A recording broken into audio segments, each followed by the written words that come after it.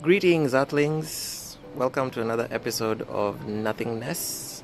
Today we have Project Italia, Nissan Dualis, and I'd like to review a cooling system upgrade that was made recently.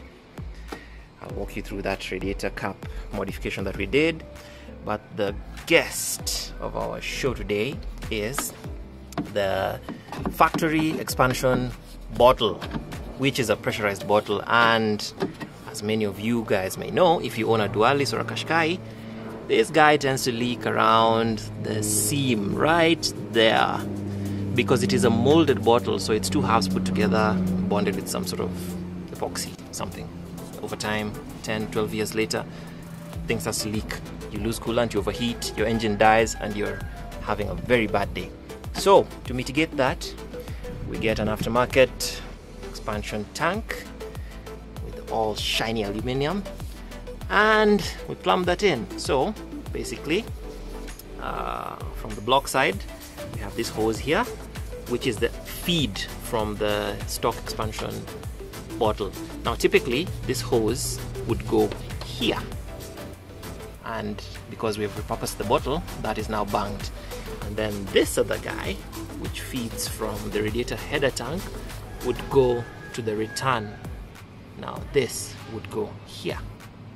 But of course, since it's a modified bottle that's chopped, we have a new fresh hose coming out this way, which then gets to the aftermarket bottle.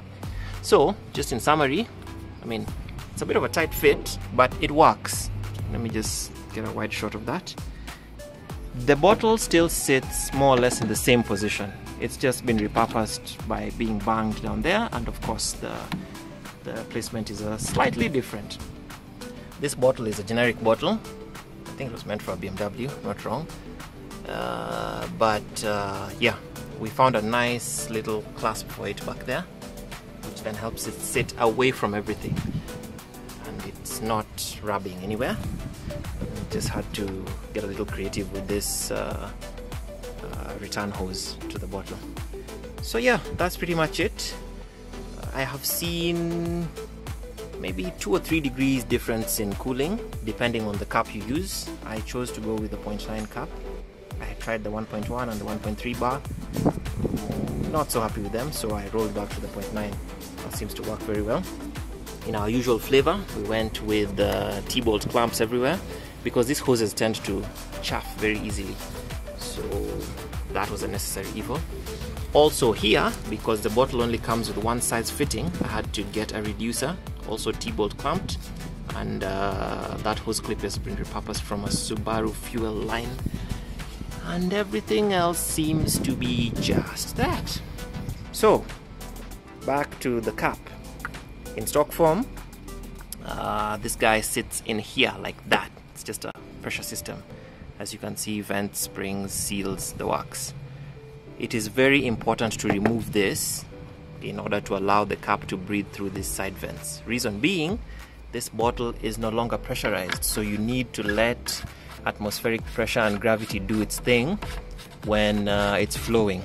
So of course, when the engine heats up, coolant will warm up, get pushed into the bottle. When the engine cools, it sucks it back up, so you need to let it breathe. And yeah, don't worry about that. It's loose because it's not secured. I'm yet to bolt it down there, and that'll be a happy camper. So yes, if you own a Dualis or a Qashqai or any other Nissan that comes with this very poorly made expansion tank, please consider a review, because it will save you a lot of headache in the near future. And on that bombshell, I'd like to walk you through my very dusty engine. Nothing out of the ordinary, just the usual, Nissan goodness. Oh, and by the way, Italia is a fire survivor. I don't know, many of you may not know, but yes, she actually caught fire some time back. And let me just try to zoom in on that, but there is some damage back here. There was some damage to the brake lines and some damage to the hosing here, and we lost the heat shielding on the rear firewall side. Now, you would never believe what was the cause of the fire. This hose is a fuel vapor return line. This guy you see here comes all the way to the engine, and it's an emissions regulation pretty much. So, you know, you're not allowed to vent fuel vapor into the atmosphere. Greenpeace would not like it. So this hose in stock form always cracks because the exhaust is right here. So heat plus time equals the enemy. So that hose cracks, starts spewing fuel vapor. Again, add exhaust heat to the mix. You have a very bad combo. So we've seen a lot of these guys catch fire, and we have tried to salvage the situation by changing that hose to a metallic pipe, which, I mean, has been working for a while. So again, that's another thing. Do the bottle, do the hose. Save yourself some grief. Alright, on that bombshell, I'd like to call it a day. Thank you for watching. Please subscribe, tell your friends, and enjoy.